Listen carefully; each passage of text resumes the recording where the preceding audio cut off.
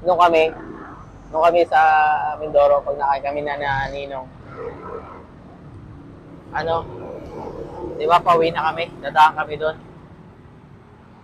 Paunahan, mas malaki kasi dito yun eh.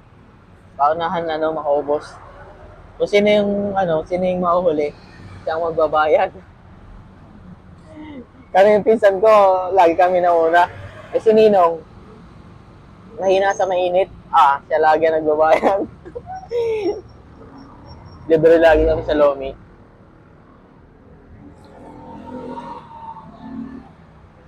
Si Lakay kasi hindi nasali sa amin pag ano, pag ganun. Kasi mahina siya sa mainit. Alam na nasa na yung matatalo. Oo. Si Ninong lagi ang nagbabayad.